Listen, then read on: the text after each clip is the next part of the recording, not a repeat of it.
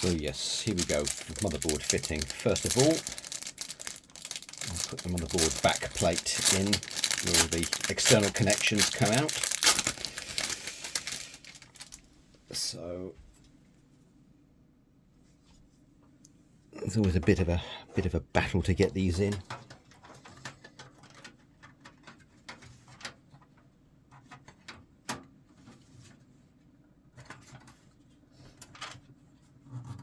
Sometimes you just have to bend them a little bit. Gentle pressure, not brute force. So that's in there. And push those out the way. I think I've got all the cables I want out the way. The only snag I've got is that some of the screws are right tucked underneath the fans. So this is a bit of a wiggle to try and fit all these. So here we go. As I said, I haven't got any of the power supply cables in yet. So what I think I need to do is first put a standoff on the back there, just to give it a little bit of extra support.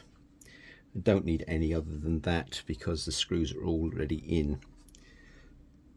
The other snag is you kind of need to manipulate the board at an angle because of all of the support, the various tangs, for want of a better word, on the back plate, because sometimes they decide to find their way into the actual sockets themselves, and the first thing you know is when something like a network socket won't actually plug in, or a graphics card or something like that. So just gradually, gently manipulating the board round. Put on that, yeah, so there we go. We've got that quite level. Just push all the cables out the way underneath.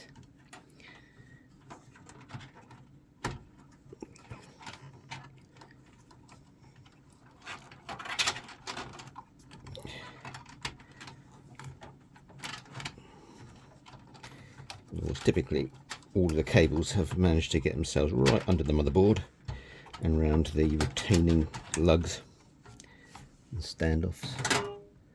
Now it's down, you can manipulate it, and I've got it lined up. So what I tend to like to do at this point, now I've got it in position, I will get me some screws out.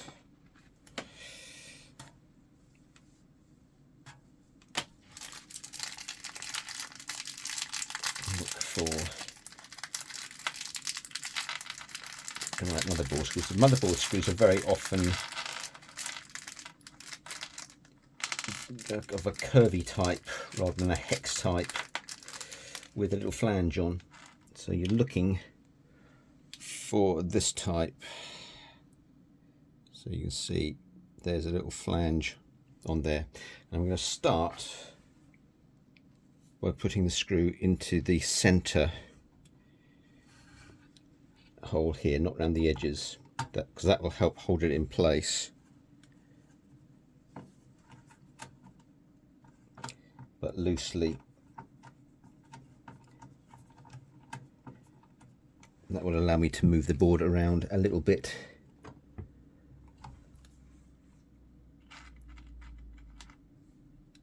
To lock it in place. So I'm not going to tighten up all the screws yet. I'm just going to put them in loosely.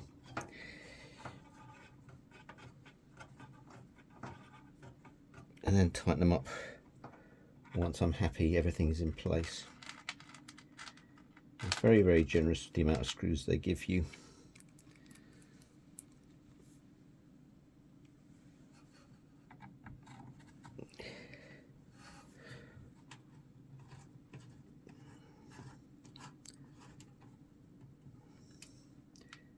Again, I'm not using the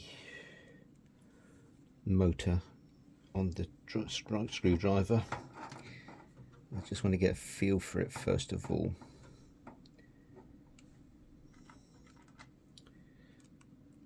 And what I've also seen is occasionally people getting a little bit almost carried away with how tight they put computer screws in. But you're not putting the wheels on a car. You don't have to do it ridiculously tight.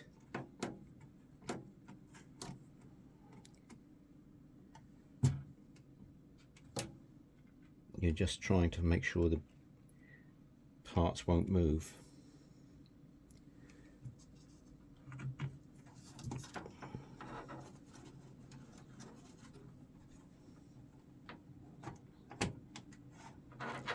And the problem with this as well is sometimes it's very easy to get a bit of cross threading. So if it feels wrong, just back it out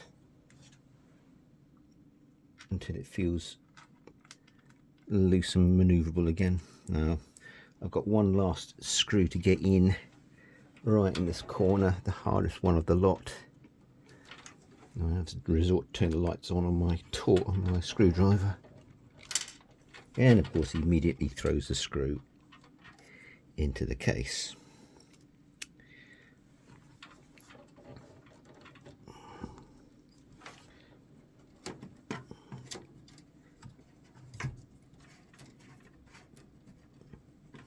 Okay, that's the motherboard in. I'm just going to look to make sure I haven't hooked anything where I shouldn't. And all in typical style, the HDMI port has managed to get itself hooked up. So I might be able to push back on the back plate enough just to lift the tangs enough to bend them back up. Again, it's just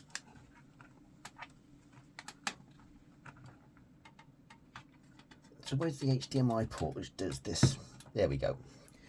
So now that's exactly where it needs to be, all held in place. You'd never know this was an amateur production, would you? Good job, I'm better at building computers than I am at filming them. So with that in, we can now connect the various plugs together. So here's our USB 3 connector, which I'm going to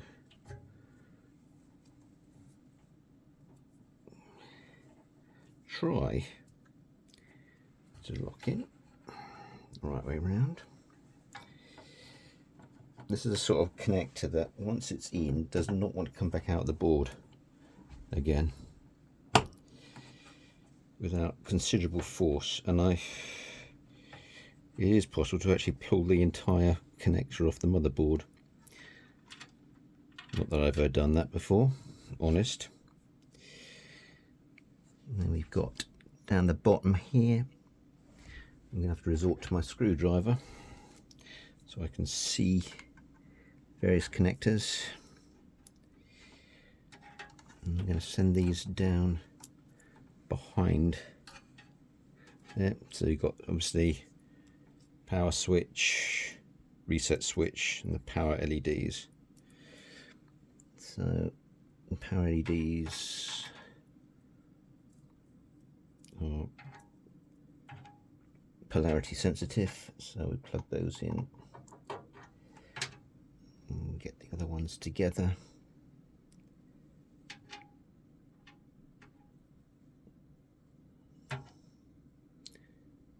Try and get them into the right order. So we have a fighting chance.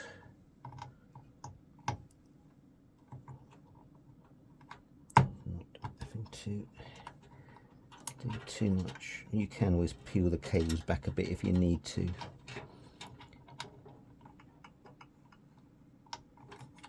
They've gone all over the place.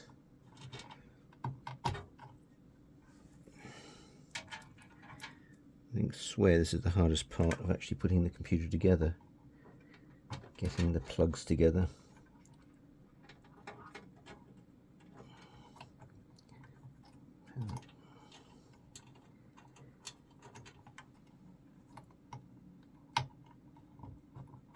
See, and finally this reset button in as well.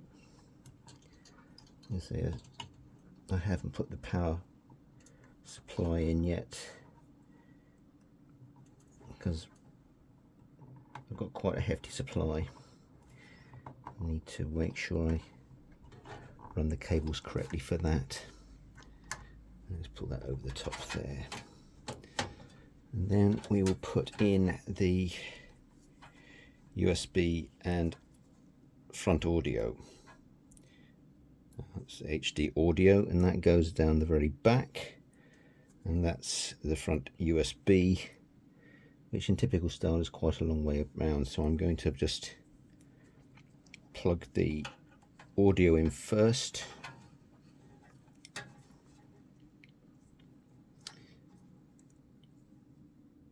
Just making sure I've got that the right way round.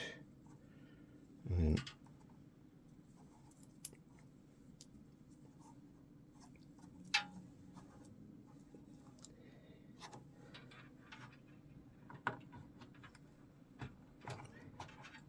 that's in. Put that there, and then I'm going to peel this, bend it back to start with. May not have to peel it back.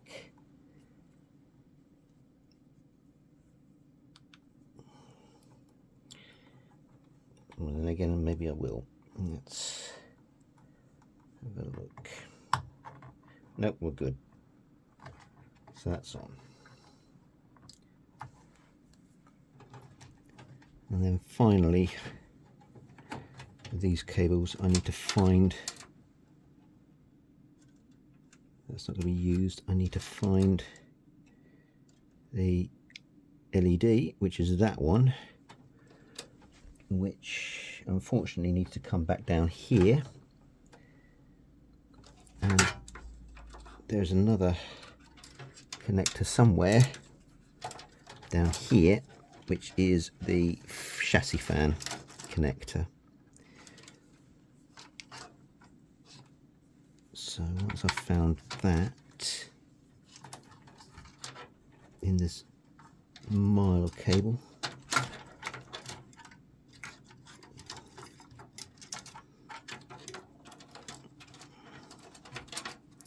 there it is.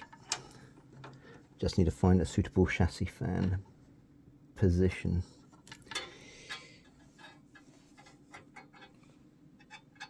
There's one there I can use. I might well need to use that one. I think this board only has the one connector on it.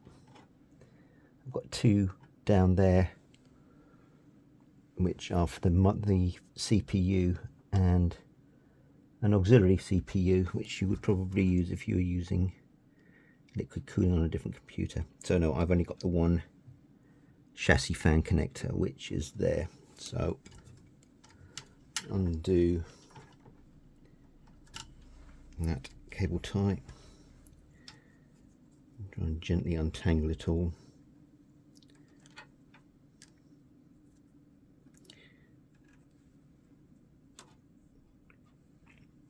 Plug it in there.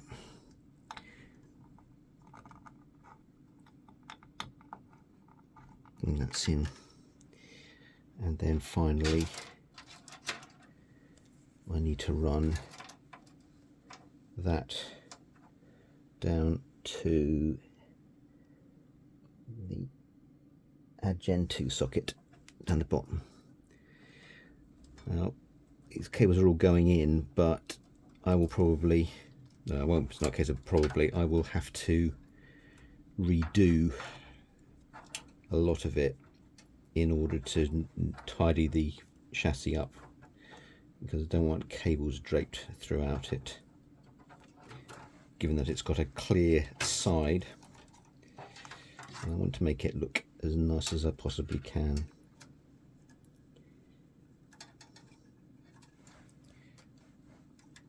So I'll untangle all of those, find a suitable one which is most suitable to plug in, and I might actually from there reroute all of these as well, so that will go, and use this one as the master.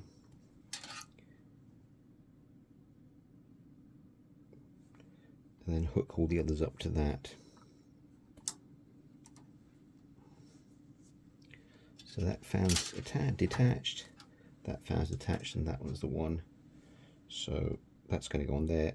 That's going to want to go onto there.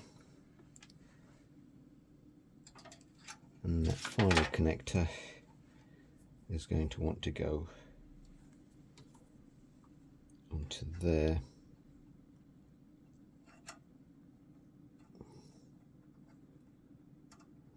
We want belligerent plug. There we go.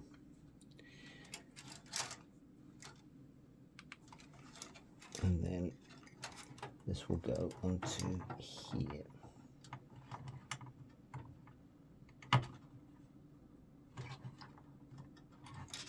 The first time ever I've got RGB plugs which are quite grippy.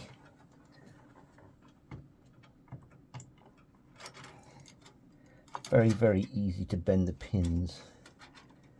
I haven't done that yet, but it's quite trial and error. The sockets don't sit right center on the plugs. They're slightly off. And that's it, gone on. So it's quite a rat's nest. I will now tidy all that up, and that takes time because I need to work out which way to route all the cables. And I'll pick this up once everything's a bit more tidy in there.